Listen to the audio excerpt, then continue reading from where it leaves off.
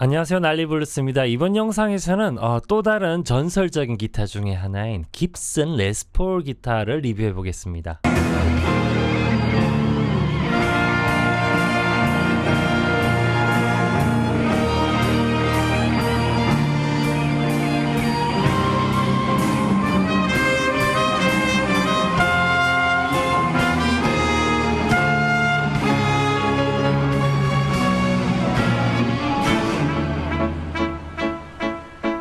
펜더 스트라토캐스터랑 같이 일렉 기타를 대표하는 디자인 중에 하나예요. 그래서 일렉 기타 그러면 연상하는 그림이 펜더 스트라토캐스터 아니면은 깁슨 레스폴입니다. 지금부터 깁슨 레스폴 기타의 간단한 정보를 설명드리고 리뷰를 할 건데, 단점이 굉장히 많은 기타예요. 장점보다 단점이 굉장히 많은 기타인데 그래도 정말로 좋은 기타입니다. 저도 굉장히 좋아하는 기타 중에 하나고요.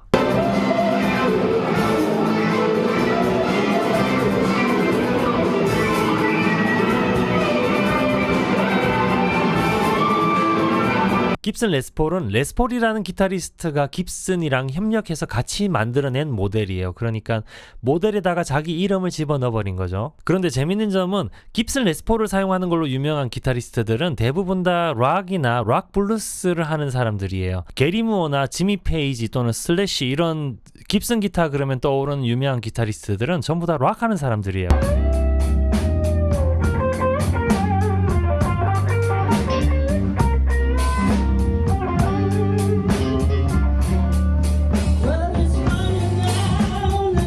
그런데 재밌는 점은 이 레스폴이 처음 만들어진 거는 거의 재즈, 블루스 또는 재즈 블루스에 가까운 재즈, 요런 음악들을 위해서 만들어진 음악이에요.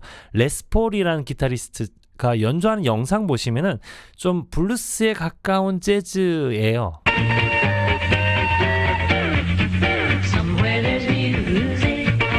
찾아보면 레스폴로 재즈 연주하는 사람도 있겠지만 대부분의 재즈 연주자들은 할로바디 기타를 연주하고 이 레스폴로 연주하는 사람은 별로 없는 것 같습니다. 반면에 레스폴은 락 기타로 점점 자리 잡고 있는 것 같아요. 제가 사용해 봤을 때 오버드라이브나 디스토션을 걸면은 그 이펙터 소리를 쫙 빨아들여서 쫙 뻗어나가는 느낌이 시원시원하게 막 느껴져요.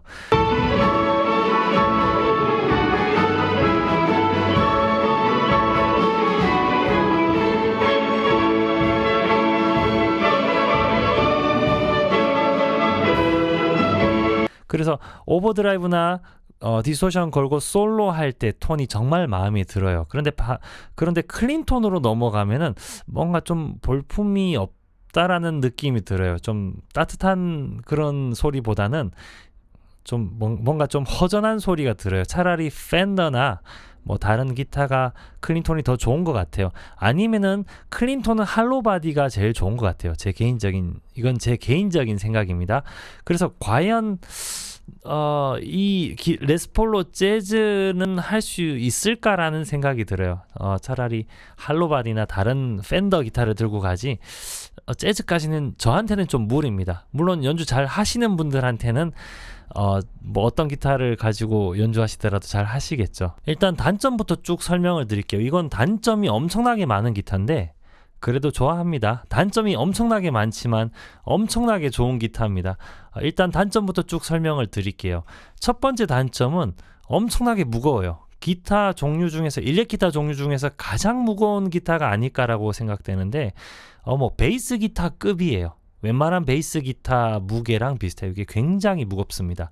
물론 모든 레스폴 종류가 다 무거운 건 아니에요. 특별히 무거운 모델이 있고 요즘 나오는 레스폴은 좀 가벼운 모델도 많이 있습니다. 그런데 지금 제가 가지고 있는 요 모델은 엄청나게 무거운 거예요. 앉아서 연주할 때는 무거운 기타를 사용해도 별 문제가 없어요. 왜냐하면 다리에 이렇게 올려놓고 연주하면 되니까. 다시 말해서 녹음할 때는 무거운 기타를 써도 괜찮아요. 그런데 라이브에서 이렇게 무거운 기타를 스트랩에 메고 오랫동안 들고 있는다, 이거는 좀 힘든 것 같아요. 화면으로 보실 때는 어떨지 잘 모르겠는데 제가 좀 키가 큰 편이에요. 덩치도 좀 큰 편이고요. 운동도 많이 좋아합니다. 축구, 테니스, 스피어피싱 등등 족구도 일주일에 운동을 한 3번, 4번 정도 나가서 해요. 그래서 힘쓰는 거 이런 거 자신 있어서 무거운 기타 들고 연주하는 거 뭐 무거워봤자 뭐 얼마나 뭐 이런 생각을 가지고 있었는데 최근에 좀 공연이 있어가지고 요 기타만 집중적으로 한 3개월 정도 연주했거든요. 그러니까 어깨랑 목에 무리가 오더라고요. 오랫동안 서서 연주하니까 어깨랑 목에 무리가 와서 요즘에 한의원 다니고 있습니다. 그래서 깁슨 기타는 제가 굉장히 좋아하고 추천하는 기타입니다. 깁슨 기타 소리도 정말 좋고 추천하는 기타인데, 만약에 깁슨 기타를 구매하신다면은 직접 들어보시고 구매하셔야 돼요. 꽤 무거워요. 잘 생각해 보시고, 직접 들어보시고 잘 생각해 보시고 구매하시는 걸 추천드립니다. 그리고 깁슨 레스폴이라고 해서 다 무거운 건 아니에요. 모델마다 조금씩 다 다르니까요. 조금 가벼운 것도 많이 나온다고 하더라고요. 그래서 직접 들어보시고 어깨 매보시고 잘 생각해보시고 구입하시길 바랍니다. 다른 기타도 마찬가지지만 좀 무거운 기타를 사용하면 더 잘 발생하는 사고가 있어요. 요거 정말 조심하셔야 되는데, 저는 웬만하면 락킹 튠을 사용하는데 깁슨은 건드리기 힘들잖아요. 좀 튜닝하기 힘든, 좀 개조하기 힘든 기타라서 웬만하면 오리지널 제품 그대로를 쓰고 있습니다. 그런데 기타 스트랩을 메고 처음 사용할 때는 괜찮아요. 근데 처음 사용했다가 쉬려고 스탠드 위에 잠깐 이렇게 올려놨다가 다시 들었을 때 이게 지금 여기 스트랩이 이렇게 뒤집히는 경우가 있어요. 요렇게 있어야 되는데 쉰다고 놔뒀다가 다시 들었을 때 이렇게 뒤집히는 수가 있어요. 요 상태로 어깨에 메고 연주하다가 갑자기 팍 빠지는 수가 있어요. 연주하다가 나는 스트랩을 맸다라고 생각하고 연주하는데 갑자기 기타가 밑으로 확 떨어지는 수가 있어요. 이거 정말로 조심하셔야 됩니다. 그리고 특히 깁슨 기타가, 그 중에서도 레스폴 기타가 넥이 굉장히 잘 부러지는 기타입니다. 레스폴 기타가 넥이 굉장히 잘 부러지는 기타이기 때문에 정말로 조심하셔야 돼요. 기타를 넘어뜨렸을 때 잘 안 부서지게 설계하는 것까지는 신경 안 쓰겠죠. 그런데 깁슨 디자인 요거 각도를 보면은 넥 요 부분이 잘 부서질 수밖에 없어요. 여기 각도를 보면은 여기 바디 각도랑 자세히 비교해서 보면은 여기 헤드가 더 뒤로 튀어나와 있어요. 헤드가 이렇게 뒤로 꺾이면서 요 부분이 많이 뒤로 나와 있어요. 그래서 요렇게 넘어진다면은, 기타를 세워뒀는데 이렇게 넘어진다면은 여기 헤드 뒤쪽이 가장 먼저 바닥에 닿게 돼 있어요. 꽝 떨어지면 여기 제일 먼저 충격이 가겠죠. 안 그래도 무거운 기타인데, 레스폴은 안 그래도 무거운 기타인데 여기 헤드 위쪽부터 바닥에 닿게 돼 있으니까 요 부분 헤드, 넥 요 사이 요 부분이 잘 부서져요. 잘 부서지니까 정말로 조심하셔야 됩니다. 스탠드 위에 놔두실 때 정말로 조심하셔야 되고요. 왜 그런지 모르겠는데 저도 그런데 요거에 관련해서 예전에 영상을 하나 찍었어요. 기타를 놔두실 때 왜 이렇게 놔두시는지 잘 모르겠어요. 요렇게 두지 마세요. 이거 정말로 위험합니다. 바닥에 차라리 내려놓으시던가 뭐 책상 위에 올려놓으세요. 이렇게 책상 위에 안전하게 이렇게 올려놓으시거나 아니면 기타 스탠드에 올려두세요. 그리고 가장 안 좋은 거 하나 설명드릴게요. 기타 쉴 때 의자 위에 이렇게 올려놓는 거 제일 안 좋습니다. 잠깐 쉴 때 의자 위에 기타를 이렇게 올려놓는 거 정말로 위험한 거예요. 절대로 이렇게 하지 마세요. 넘어지면은 의자 위에서부터 밑으로 점프하면서 떨어지는 거니까 제일 위험한 거예요. 그래서 혹시 주변에 깁슨 기타를 가지고 계신 분이 있다, 또는 뭐 리허설 하는데 다른 뭔가 연주하는데 누가 깁슨 기타를 가지고 왔다, 그러면은 여기를 자세히 한번 보세요. 넥이랑 헤드 만나는 부분 자세히 보시면은 생각보다 높은 확률로 부서졌는데 다시 한번 잘 수리해서 붙여놨을 수가 있습니다. 그리고 또 다른 단점이 깁슨 튜닝기 제품은 괜찮은 편이에요. 그런데 디자인 자체가 이렇게 생기다 보니까 뒤로 좀 많이 튀어나와 있고, 그리고 팬더 기타랑 다르게 팬더는 위쪽에 이렇게 튜너가 있죠. 근데 요거는 통기타처럼 아래 위로 3개씩 나눠져 있죠. 그래서 여기 닿기 좋아요. 어디 부딪히기 좋아가지고 여기 닿으면 튜닝이 조금씩 나가잖아요, 당연히. 그래서 제품은 좋은데 튜닝이 조금 불안한 편이에요. 물론 녹음하는 환경에서는 문제 없습니다. 또 넓은 공연장이면 문제가 없어요. 근데 좁은 클럽 같은 데서 연주하다 보면은 뭐 좀 보컬이랑 닿을 수도 있고 그렇잖아요. 그래서 여기 뭔가 닿기 편해요.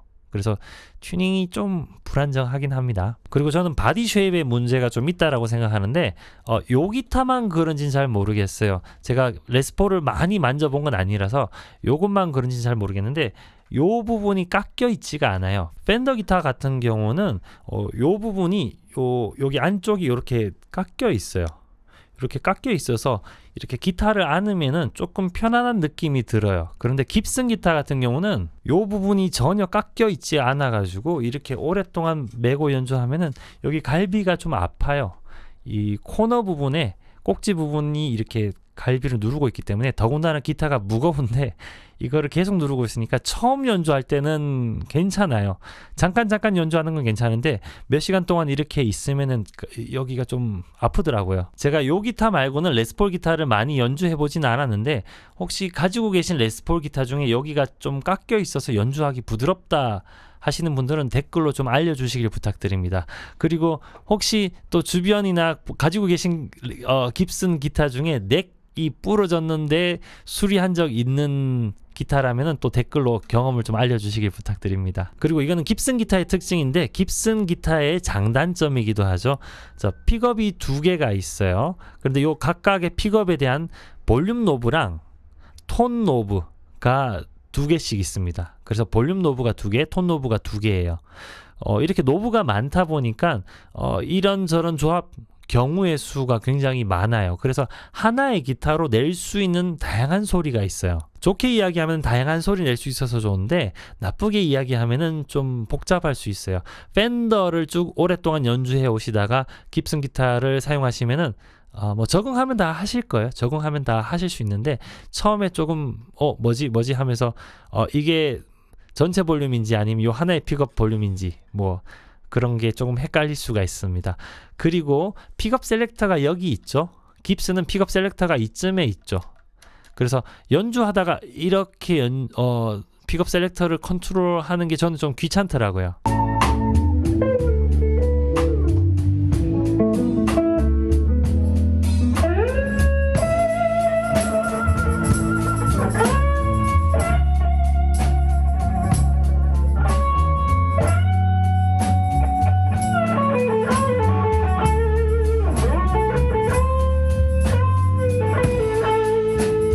이제부터는 장점을 이야기해 볼게요. 첫 번째로 디자인. 그냥 물론 호불호가 있겠지만 깁슨 디자인 되게 예쁘죠. 네, 요 디자인 자체가 깁슨 기타의 장점 중에 하나입니다. 한 가지 가장 큰 장점을 설명드리면은 소리가 좋습니다.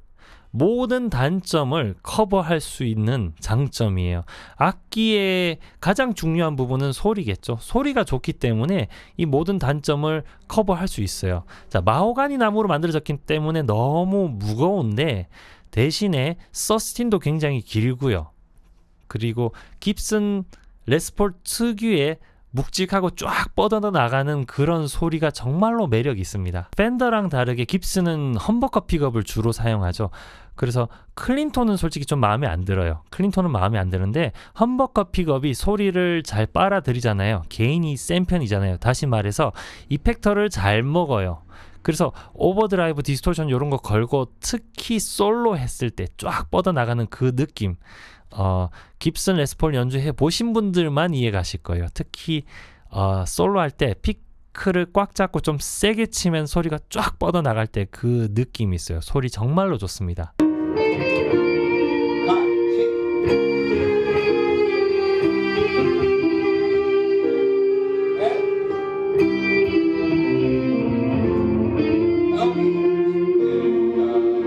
반대로 나는 재즈를 연주하기 위한 일렉기타를 찾고 있다. 그러면은 제 개인적인 의견으로는 깁슨 레스폴은 좀 아닌 것 같습니다. 그런데 락이라든지 또는 뭐 블루스라든지 특히 솔로가 좀 많이 들어가는 팝이라든지 이런 음악 할 때는 깁슨 레스폴 정말로 좋은 기타입니다. 지금까지 깁슨 레스폴 기타 리뷰를 해봤는데요.